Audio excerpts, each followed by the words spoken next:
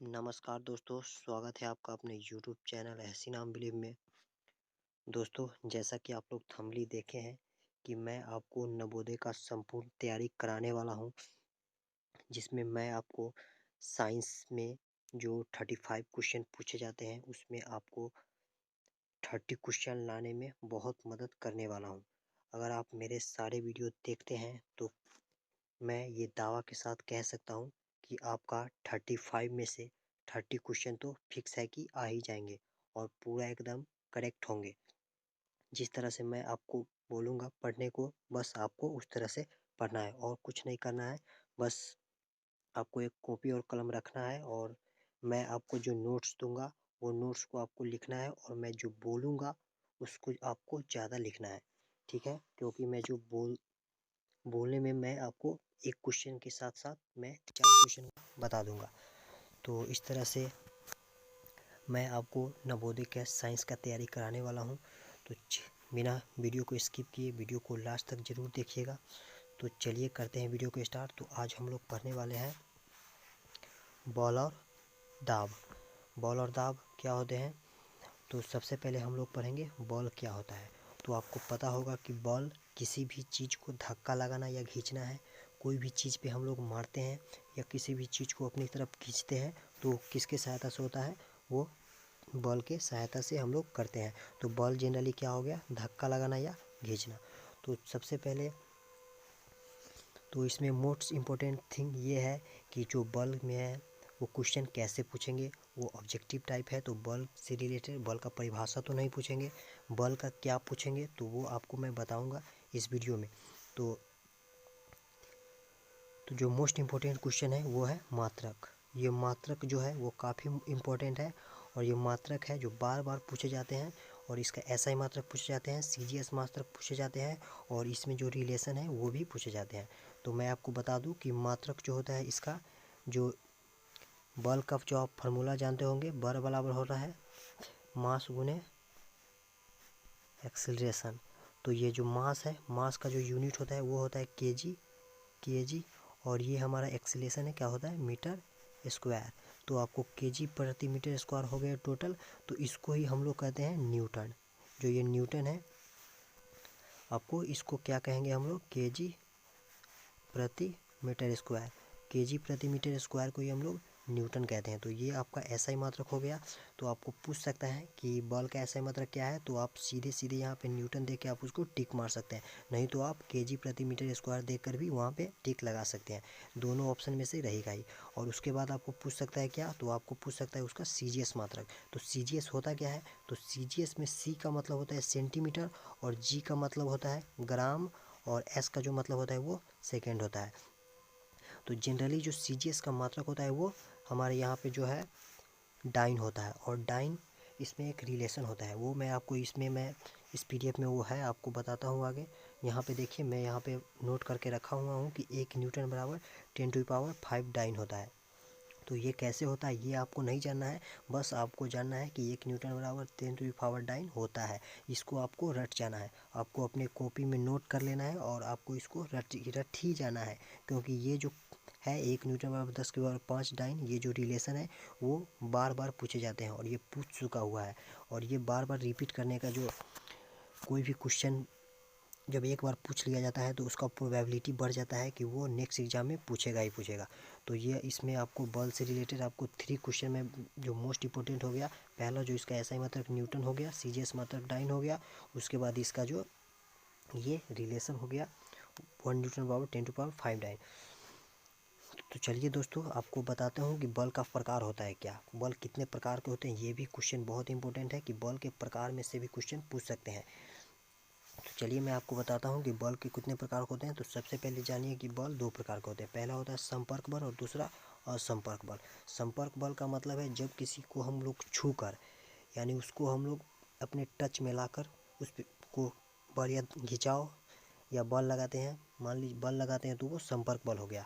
और बिना छुए हुए ही अगर उस पर हम बल लगा रहे हैं तो वो आपका असंपर्क बल हो गया। तो चलिए मैं सबसे पहले आपको जानते हैं कि संपर्क बल क्या होता है। तो संपर्क बल यहाँ पे देखिए, संपर्क बल ऐसा बल जो किसी वस्तु के छूने से लगे तो वो हमारा संपर्क बल होता है। और संपर्क बल को दो भाग में खींचा गया है, पेशीय बल और एक घर्षण बल।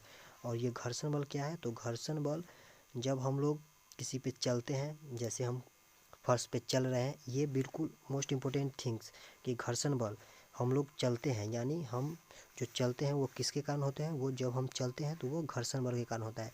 ये काफ़ी बार पूछा हुआ है एग्जाम में कि हम चलते हैं किस बल के कारण, तो वो किस बल के कारण होता है, वो घर्षण बल के कारण होता है। और उसके बाद यहाँ पे देखिए पेशीय बल। पेशीय बल क्या होता है, कोई भी चीज़ को हम लोग खींचते हैं तो हमारा जो मांसपेशी में खिंचाव पैदा होता है, और उस खिंचाव पैदा होने के कारण जो बल लगता है वही बल जो होता है पेशीय बल होता है। तो पेशीय बल को हमको उदाहरण के साथ चलिए आपको समझा देते हैं। जैसे हम लोग श्वसन करते हैं, श्वसन करने में आप कहिएगा कि श्वसन करने में तो कोई मांसपेशी का खिंचाव नहीं होता है। जी हाँ, लेकिन श्वसन करने में हमारा जो फेफड़ा है वो फूलता रहता है, फिर सटकता है, फूलता है। जब इसमें ऑक्सीजन जाता है तो ये फैल जाता है, और जब ये कार्बन डाइऑक्साइड इसमें निकल जाता है तो वो सिकुड़ जाता है। तो इसमें हमारा मांसपेशी का खिंचाव हुआ, तो मांसपेशी का खिंचाव हुआ यानी ये पेशीय बल है। इसी तरह से हम यहाँ पे देख सकते हैं, पानी की बाल्टी उठाते हैं तो हमारा हाथ का जो मांसपेशी है वो खिंचाता है। इसी तरह से आप यहाँ पे और उदाहरण दे सकते हैं। जैसे मैं यहाँ पे क्या दे सकते हैं, जैसे आप देखे होइएगा कि बैलगाड़ी सब चलाते हैं, बैल और ये घोड़ा, ये गधा, ये सब के जो खींच के चलाते हैं अपना, जो उस पर कंठ पे उसके जो बांधा रहता है और रस्सी, उससे वो खींचते रहते हैं, जिसके कारण उसके मांसपेशी में खिंचाव होता है, तो वो पेशीय बल का उदाहरण हो गया। ये बिल्कुल जो मैं बोलता हूँ वो आप कॉपी में अलग से लिख लीजिएगा, क्योंकि मैं यहाँ पे जो PDF है उसमें थोड़ा लिखता हूँ, और जो बोल कर ही आपको बहुत सारे क्वेश्चन का जवाब देता हूँ। जो आपको मन में डाउट है वो क्लियर हो जाएंगे। उसके बाद चलिए आपको बताता हूँ असंपर्क बल क्या होता है। असंपर्क बल का मतलब हो गया बिना किसी छुए। तो बिना किसी छुए हम कैसे बल लगा सकते हैं, तो वो सबसे पहले आप चुंबकीय बल, जो आप बच्चे में सब आदमी ऐसे करते हैं, उसके पास अगर चुंबक रहता है तो वो पैसा को या कोई लोहा को खींचते रहते हैं, तो ये हमारा चुंबकीय बल, बिना छुए हुए उसको अट्रैक्ट करते हैं। उसके बाद हमारा स्थिर वैद्युत बल, यानी इसको बोलते हैं इलेक्ट्रोमैग्नेटिक फोर्स। इलेक्ट्रोमैग्नेटिक फोर्स क्या होता है, ये पोल्स के बीच लगता है, यानी दो जब ध्रुव है ना, ध्रुव के बीच लगता है, ठीक है। तो ये जनरली ये नहीं पूछेगा क्योंकि ये हाई लेवल का है, सीधे ऐसा पूछ लीजिए। ऐसा आप जान लीजिए कि असंपर्क बल एक स्थिर वैद्युत बल होता है, और गुरुत्व बल, गुरुत्वाकर्षण बल होता है एक। तो गुरुत्वाकर्षण बल क्या होता है, यानी हम अगर दो आदमी बैठे हुए हैं तो दोनों के बीच जो फोर्स लग रहा है, लेकिन हमको मालूम नहीं चल रहा है, यह गुरुत्वाकर्षण बल बहुत छोटे होते हैं, और ये पिंड के बीच लगते हैं। जैसे पृथ्वी और सूर्य के बीच क्या कौन फोर्स लग रहा है, तो वो हमारा गुरुत्वाकर्षण बल लग रहा है। और यही गुरुत्वाकर्षण बल जब पृथ्वी हम पे लगाता है तो वह गुरुत्व बल हो जाता है, यानी क्या हो जाता है, वो ग्रेविटी फोर्स, ग्रेविटी यानी गुरुत्व बल। तो चलिए मैं आपको लिख देता हूँ यहाँ पे गुरुत्व बल। तो वो आपको कौन लगाता है, पृथ्वी लगाता है। जब पृथ्वी ये बल लगाएगा गुरुत्वाकर्षण बल, तो वो गुरुत्व बल हो जाएगा। चलिए नेक्स्ट क्वेश्चन आगे बढ़ते हैं। दाब क्या होता है, तो जैसा कि आप लोग जानते हैं कि दाब, बच्चे से ही जानते होंगे कि दाब बढ़ता है, प्रेशर बढ़ता है माइंड में, तो वो क्या होता है, दाब। तो दाब का एक डिफिनीशन होता है। दाब को हम लोग P से जनरली डिनोट करते हैं, और दाब बराबर होता है फोर्स बटा एरिया, यानी बल बटा क्षेत्रफल। तो इसका जो मात्रक हो जाएगा हमारा क्या हो जाएगा, न्यूटन पर मीटर स्क्वायर, क्योंकि बल का मात्रक न्यूटन होता है, क्षेत्रफल का मात्रक मीटर स्क्वायर होता है।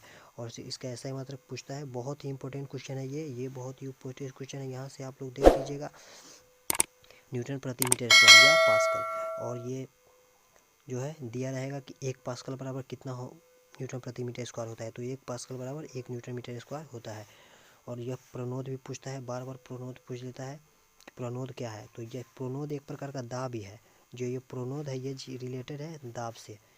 प्रणोद दाब है, जब बल अगर मान लो यहाँ पे किसी भी वस्तु पर लग रहा है और वो परपेंडिकुलर लग रहा है, यानी उसके बीच के भी दूरी यहाँ पे 90 डिग्री हो जाए, 90 डिग्री हो जाए, तो ये जो दाब है, ये दाब जो हमारा है वो प्रणोद कहलाएगा। तो प्रणोद का अगर पूछेगा कि प्रणोद का इसका मात्रक क्या है, तो प्रणोद का मात्रक भी हमारा क्या हो जाएगा, यहाँ पे जो ये पास्कल हो जाएगा या न्यूटन प्रति मीटर स्क्वायर हो जाएगा। और इसी तरह से इसका CGS अगर मात्रक पूछे तो न्यूटन के जगह पे हम लोग क्या रख देंगे, डाइन रख देंगे, और मीटर के जगह पे, न्यूटन के जगह पे डाइन रख देंगे, और यहाँ पे मीटर स्क्वायर की जगह पे हम लोग सेंटीमीटर स्क्वायर रख देंगे। तो इस तरह से हम लोग का प्रणोद का या दाब का दोनों का मात्रा सेम होगा। यहाँ पर हमारा डाइन प्रति सेंटीमीटर स्क्वायर निकल जाएगा। तो उम्मीद करता हूँ कि ये वीडियो आपको अच्छी लगी होगी, आपको थोड़ी भी इससे हेल्प हुई हो।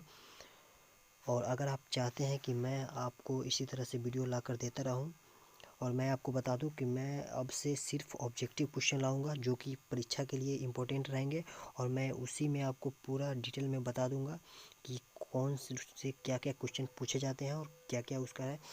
यकीन मानिए कि आपका 35 में से 30 क्वेश्चन आना ही आना है अगर आप मेरे सारे वीडियो देखते हैं तो वीडियो को सब्सक्राइब कर लीजिए और अपने दोस्तों के साथ शेयर कर लीजिए। जो भी नवोदय की तैयारी कर रहे हैं उसको आप शेयर करके बता दीजिए। मैं मिलूँगा आपसे नेक्स्ट वीडियो में, तब तक के लिए हैव अ नाइस डे।